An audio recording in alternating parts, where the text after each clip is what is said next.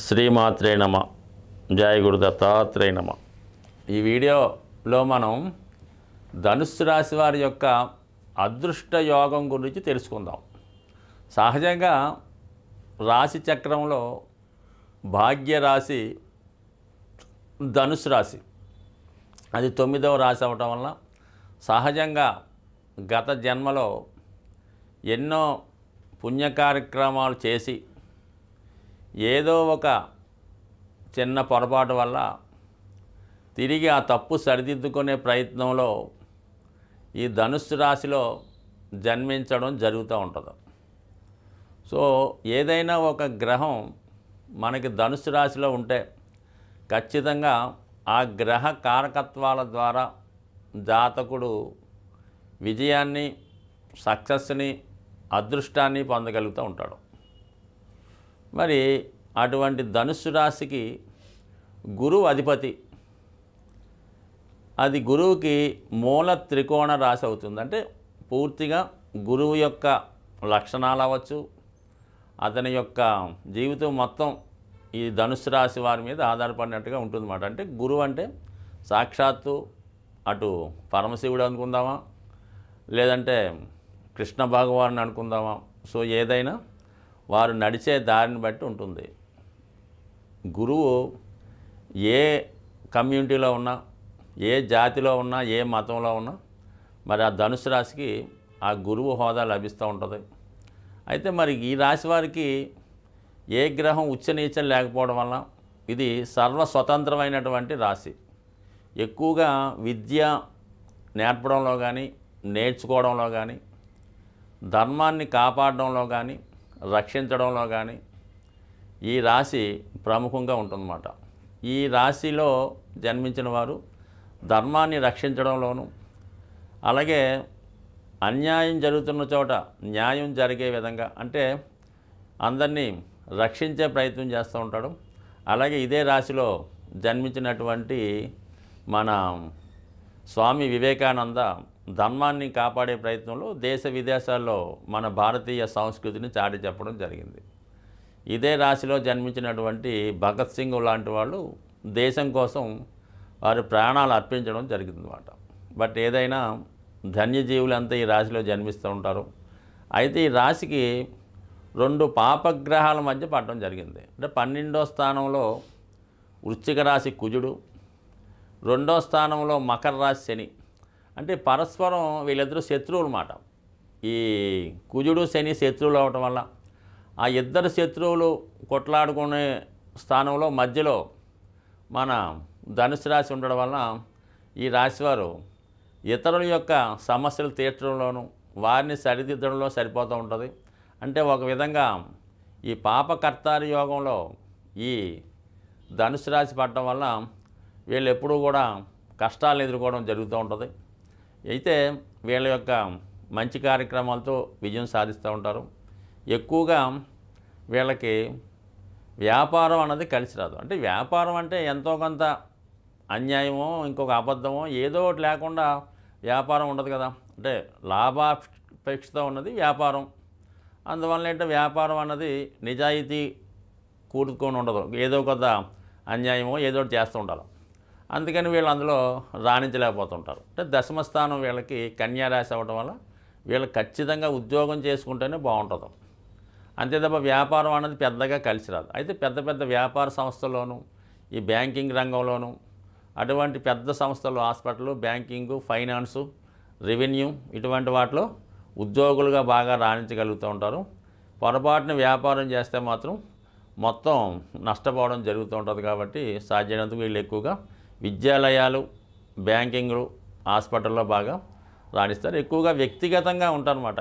ఈ గురువులుగా ఉండి ట్యూషన్స్ చెప్పడం, ఏదైనా వృత్తిలో బాగా ప్రావీణ్యం సంపాదించి అందులో సంపాదించడం, ఈ ప్రవచనాలు, జ్యోతిష్యం, వాస్తు, వైద్యం, అంటే హోమియో వైద్యం, ఆయుర్వేద వైద్యం ఏదో ఒకటి నేర్చుకొని ప్రజలకి సేవ చేసినట్టు ఉంటుంది. దాని ద్వారా వీళ్ళు జీవనోపాధిని నడుచుకున్నట్టు ఉంటుంది. అలాగే ఎక్కువగా పౌరోహిత్యం ఉన్నవాళ్ళు, అలాగే ఈ ఫాస్టర్లుగా ఉన్నవాళ్ళు, మత ప్రచారకులుగా ఉన్నవాళ్ళు, ఈ విధంగా రకరకాలుగా ఉన్న వాళ్ళంతా ఈ రాశిలో జన్మిస్తూ ఉంటారు. ఎక్కువగా సదా సంచారులుగా ఉంటారన్నమాట. ఒక స్థానంలో స్థిరంగా ఉండలేకపోతుంటారు. అలాగే పుట్టిన ప్రాంతం వీళ్ళని పెద్దగా గుర్తించదన్నమాట. అక్కడ ఏదో పెద్ద వీళ్ళని గుర్తించరు. పుట్టిన ప్రాంతంలో వీళ్ళలో మామూలుగా అనుకుంటారు. ఇతర రాష్ట్రంలో కానీ ఇతర దేశంలో కానీ వెళ్ళినప్పుడు వీళ్ళ మంచి గుర్తింపు పొంది అక్కడ స్థిరపడే అవకాశం ఉంటుంది. దానికి కారణం చతుర్థ భావం అన్నది మీనరాశి, అది సహజ వ్యయరాశి అవ్వటం వల్ల వీరు సొంత ఊర్లో కాకుండా వేరే ఊర్లో వేరే ప్రాంతంలో బాగా స్థిరపడతారు, అక్కడే రాణిస్తారు, అక్కడే బాగా సెటిల్ అవుతారు. అలాగే వీళ్ళకి పెద్దల ద్వారా వచ్చిన స్థిరాస్తులున్నా, సొంత ప్రాంతంలో ఎవరైనా ఇచ్చిన ఆస్తులున్నా వారిని వీరు పెద్దగా అనుభవించలేరు. ఆ ఆస్తులు వేరే వాళ్ళు అనుభవిస్తూ ఉంటారు. వీళ్ళు పేరుకు ఉంటాయి తప్ప పెద్దగా సొంత ఆస్తులు అనుభవించలేరు. మాతృ సౌఖ్యం తక్కువగా ఉంటుంది. మాతృ దేశానికి దూరంగా ఉంటారు. అప్పుడు మాత్రమే వీళ్ళు రాణించగలుగుతూ ఉంటారు. వీళ్ళ కుటుంబ స్థానం మకర రాశి అవ్వటం వల్ల, అది శని యొక్క రాశి అవ్వటం వల్ల అక్కడ ఉచ్చ మనకి కుజుడు ఉంటాడు. అంటే బాగా ఒకప్పుడు బాగా నేముగా బాగా ఉన్నత కుటుంబంలో ఉన్నటువంటి కుటుంబాలు, అంటే వీళ్ళు పుట్టబోదులు పెద్ద ఏమి ఉండదు, అంత పెద్దలు అవగొట్టేసి ఉంటారు. అందుకని వీళ్ళ బాల్యం అంతా కూడా సాధారణంగా నడుస్తూ ఉంటుంది అన్నమాట. అంటే ఒకప్పుడు పూర్వీకులు గొప్పవాళ్ళు అవుతారు, ఆ గొప్పతనం ఉంటుంది. అదేవిధంగా జీవించాలనే ప్రయత్నంలో కొద్దిగా హంబుల్ బిగినింగ్గా ఉంటుందన్నమాట. బాల్యంలో పెద్దగా సౌకర్యాలు ఉండవు, సరైనటువంటి విద్యా అవకాశాలు ఉండవు, పేరెంట్స్ పెద్దగా పట్టించుకోరు, తల్లిదండ్రుల మధ్య విభేదాల కారణంగా ఒక విధమైన బాల్యం ఇబ్బంది ఉంటుంది. తాతగారింట్లో ఉండడం కానీ హాస్టల్లో ఉండడం కానీ ఏదో విధంగా బాల్యం నడుస్తా ఆ బాల్యమే గుణపాఠంగా నేర్చుకొని వీళ్ళు పెద్ద అయిన తర్వాత ఆ తప్పులు సరిదిద్దుకొని జీవితంలో మంచి దారిలో వెళ్ళే ప్రయత్నం చేస్తూ ఉంటారు. బట్ ఏదైనా ఈ ధనుసు రాశి వారికి ఏదో ఒక బలహీనత వాళ్ళ జీవితాంతం వెంటాడుతూ ఉంటుంది. అది ఒకరి మీద అతి నమ్మకం అవ్వచ్చు, అతిగా ప్రేమ అవ్వచ్చు, అతి విశ్వాసం అవ్వచ్చు.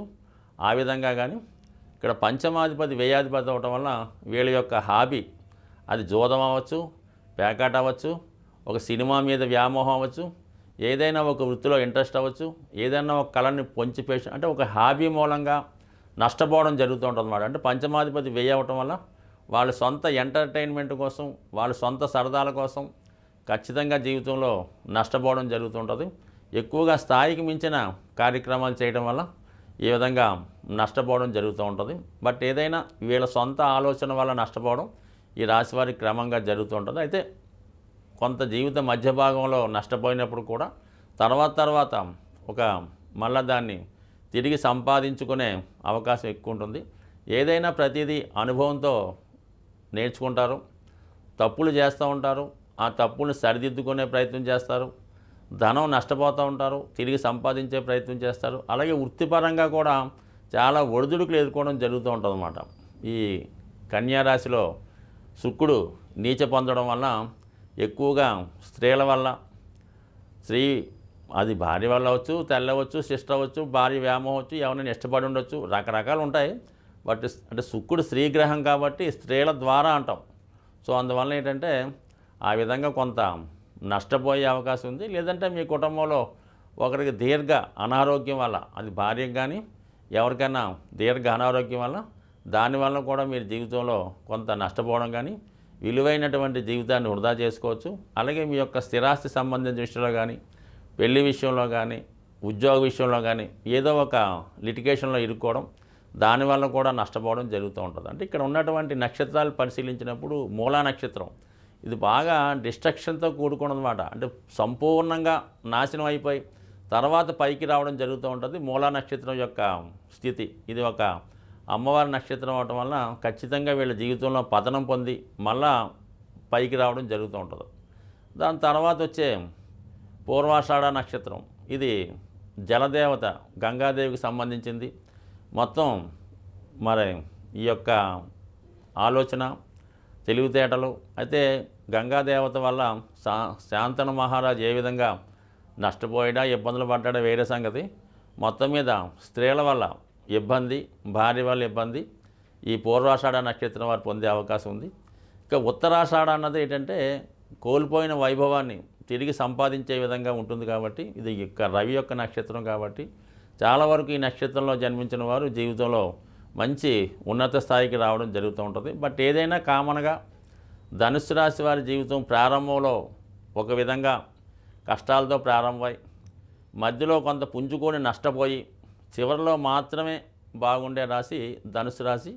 వీళ్ళు కూడా నిరంతరం సూర్యభగవాన్ని ఆరాధించడం, అలాగే కనక పుష్యరాగం అనే ఉంగరాన్ని ధరించడం, చాలా వరకు వ్యసనాలకి బలహీనతలకి లోను కాకుండా ధర్మాన్ని కాపాడుతూ ధర్మాన్ని రక్షిస్తూ ధర్మంగా నడిచినప్పుడు కష్టాలు పడినప్పటికీ కూడా చివరికి సక్సెస్ పొందే అవకాశం ఉంటుంది.